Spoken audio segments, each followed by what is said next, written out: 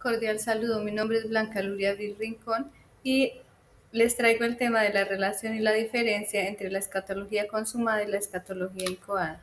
La escatología consumada se refiere a la parte final y definitiva y aborda los eventos que marcarán el cumplimiento pleno de la promesa de Dios sobre el destino final de la humanidad, la creación y el cosmos. En este marco se consideran los aspectos escatológicos que aún están por cumplirse, pero que serán consumados al final de los tiempos, una vez que el reino de Dios se haya establecido en su totalidad y que el propósito divino se haya realizado completamente. En ella se tratan temas como la parucía, el reino de Dios, la resurrección de los muertos, la nueva creación, la vida eterna y la muerte eterna. En la escatología incoada, esta se refiere a los aspectos que ya han comenzado a cumplirse o que han iniciado pero que no se han consumado completamente. El término incoada sugiere algo que está en proceso de realización pero aún no ha alcanzado su pleno cumplimiento. Son temas importantes como el renacimiento bautismal, la muerte y la purificación ultraterrenal. Primer punto de la escatología consumada tenemos la parucía. El término se refiere a la venida gloriosa de Jesucristo al final de la historia, un evento preparado desde el Antiguo Testamento a través de tres ideas importantes. Uno, un Dios cercano. A lo largo de la historia sagrada del Antiguo Testamento, Dios siempre se muestra atento y cercano al ser humano a pesar de la distancia provocada por el pecado. Aunque los hombres se alejan, Dios nunca los abandona. Segundo, la expectativa del día de Yahvé. El día de Yahvé representa al máximo acercamiento de Dios con los hombres, con una dimensión tanto consoladora como temible. Los profetas previeron que este día sería de juicio y castigo para los impíos, incluso para los israelitas, un concepto que aún se malinterpreta hoy, especialmente en la relación con el Apocalipsis y la segunda venida. El Mesías. Además de la expectativa del día de Yahvé en el Antiguo Testamento, se desarrolla ya la esperanza de la salvación a través de un personaje misterioso, el Mesías o ungido de Yahvé en el libro de Daniel. Se combinan estas dos líneas de esperanza mesiánica y en el anhelo por el día de Yahvé, también en Isaías lo encontramos. La expectación cristiana entonces de esa parucía, la espera a lo largo de la historia de la iglesia, ha evolucionado influenciada por diferentes contextos históricos. Se puede identificar 5 etapas claves. La primera etapa, iglesia primitiva y persecución. En este periodo los cristianos esperaban la pronta venida de Cristo debido a las persecuciones que sufrían. En la edad patrística, durante este tiempo los padres de la iglesia reflexionaron sobre el significado teológico de la parucía. De la era patrística a la edad moderna, la expectación fue contextualizando con las luchas políticas religiosas de la época. En la edad moderna se profundizó en el estudio teológico con un enfoque en la salvación universal y el juicio final. Y en la época contemporánea, la comprensión de la parucía se ha visto influenciada por los avances científicos y la evolución de las ideologías, interpretando la venida de Cristo como un evento tanto espiritual como escatológico. Ha sido como un camino de subidas y bajadas. Segundo tema, el reino de Dios. El reino de Dios, como lo hemos estudiado, es un proceso de la revelación. El Señor va progresivamente vinculando a sí mismo un grupo de hombres, un pueblo. Les protege y promete toda clase de bienes a cambio de su obediencia y lealtad. Esboza así una estructura salvífico divino-humana de carácter jerárquico y contractual, encargada en la historia por el pueblo de Israel, pero abocada, según los profetas, a una realización trascendente al final de los tiempos. El reino se considera tanto presente como futuro, puesto que no tendrá fin, y la misma Sagrada Biblia lo dice, Jesús lo dice, Isaías lo dice, lo cual genera ese diálogo entre la escatología consumada y la escatología incoada. Es importante recordar que la patrística desarrolla la dimensión trinitaria del reino con Cristo, quien lo inaugura. Ahora, el magisterio de la Iglesia ha continuado la reflexión destacando la expectación del reino y lo encontramos especialmente en el credo, símbolo de nuestra fe. De igual manera, el reino es visto como el misterio de comunión entre la Trinidad y la humanidad que resalta su dimensión colectiva de la salvación y destaca esa relación entre el reino escatológico y el mundo actual, invitando en el presente a una continua reflexión sobre esta realidad del reino de Dios.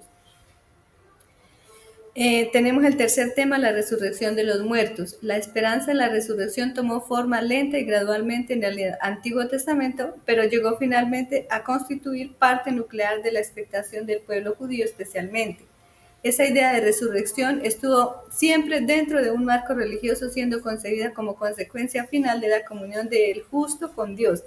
En la resurrección, Dios devolverá la vida incorruptible a nuestro cuerpo transformado, reuniéndolo con nuestra alma. Así como Cristo ha resucitado y vive para siempre, todos nosotros resucitaremos en el último día, según el Catecismo de la Iglesia Católica en 10:16.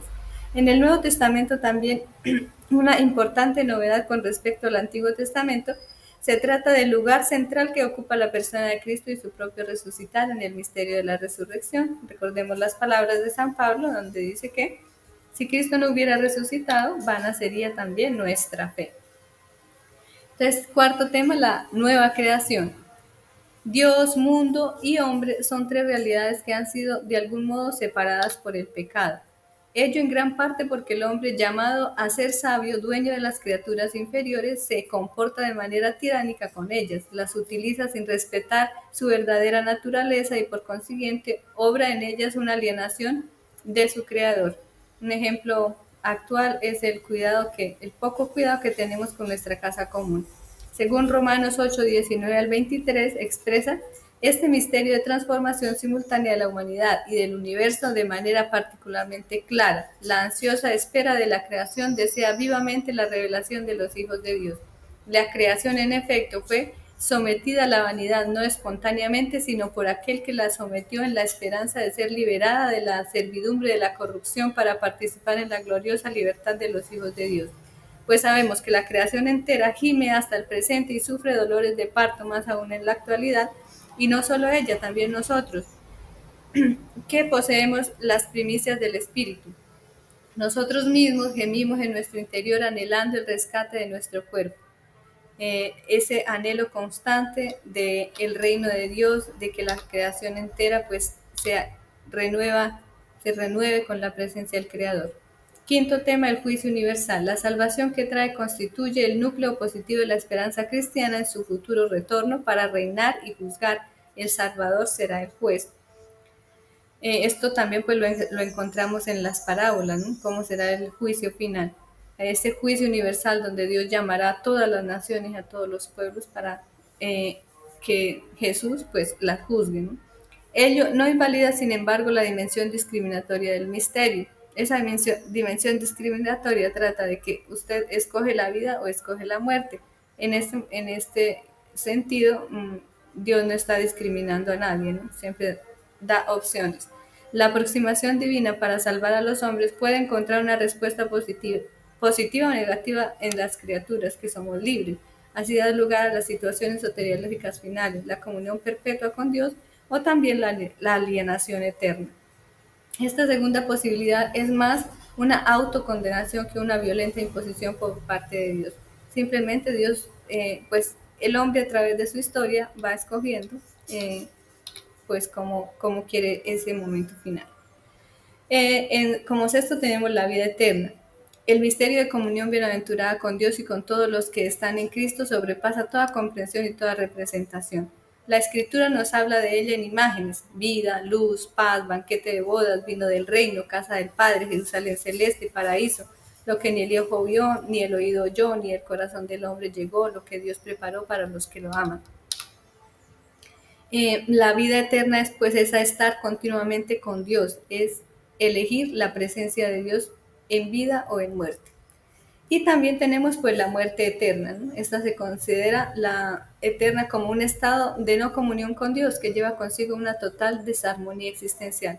Esto quiere decir que puede haber personas que a través de su vida eligen la categoría de la muerte en vez de la categoría de la vida, elegir eternamente la muerte en vez de la vida, el infierno en lugar del cielo. En eso consiste la muerte eterna, porque nunca se arrepintió, nunca pidió perdón, entonces prefieres morir para siempre. Existe un paralelo que lo explica y puede encontrarse entre las enseñanzas de la iglesia, y eso lo tenemos ahí: cielo, infierno, estar dentro, estar afuera, casa del Padre, no heredar el reino, ver, conocer a Dios, no lo conocer, ¿sí? El Catecismo de la Iglesia Católica recoge el dogma de la existencia del infierno. Esa muerte eterna es continuamente relacionada con la muerte eterna. Las almas de los que mueren en estado de pecado mortal descienden a los infiernos indefinitivamente después de la muerte y allí sufren las penas del infierno el fuego eterno. También pues ya la doctrina de la Iglesia nos enseñará en cuanto a las penas en el infierno cómo será. Luego tenemos la escatología incoada. El retraso de la parucía llevó a profundizar en el núcleo de la esperanza cristiana y a formular una teología de la etapa que va desde la primera hasta la segunda venida del Señor. Esa es la escatología incoada. Entonces tenemos el renacimiento bautismal, que es ese inicio de la identidad del cristiano o de la persona con Cristo. La historia de la incorporación de cada hombre a Cristo y su Pascua se desarrolla en pasos sucesivos. Comienza ya en la vida mortal del individuo con la recepción del bautismo gracias a la ablución sacramental del sujeto, que muere al pecado y entra en posesión de una vida nueva, obteniendo así una primera configuración con el Señor, muerto y resucitado. Tenemos también la muerte. En esta fase los vivos carecemos de la experiencia del tramo que va del instante del fallecimiento hasta el momento de la resurrección. Seguramente es una vivencia muy distinta de la nuestra, pues vivimos inmersos en el espacio y en el tiempo. Según la revelación, orienta lo siguiente: la muerte es consecuencia del pecado, para nosotros aquí en la tierra. Para un cristiano la muerte es medio para participar en la Pascua e incorporarse más plenamente ante el Señor. Recordemos que Nicodemo, que no nace de nuevo, que no muere, no puede nacer de nuevo.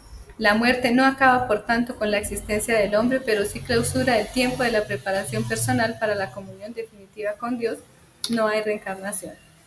Según la revelación, Mox Morte, justo tras la muerte el individuo entra en un estado de signo soteriológico definitivo, salvación o perdición. Dentro de la salvación cabe la posibilidad de que alguien muera en gracia de Dios, pero sin poseer una santidad cabal para el individuo. Está reservada a una purificación ulterior. Hay un juicio particular. Los cristianos primitivos, sin cerrar los ojos al aspecto terrible de una muerte cruelmente infligida por los enemigos de la fe, desarrollan la idea de que morir así es morir en Cristo y por tanto ser merecedor de un premio glorioso. El reino de Dios ya ha iniciado. En el cristianismo, especialmente en las enseñanzas de Jesús, se habla del reino de Dios como algo que ya está presente a través de su ministerio, la venida de Cristo y la oración y la acción del Espíritu Santo, pero que aún no ha llegado a su plenitud. Esto implica que el reino ya ha consumado, pero su consumación ya ha comenzado. O sea, el reino de Dios ya está en medio de nosotros, pero su consumación final se espera en el mundo futuro. Muchas gracias.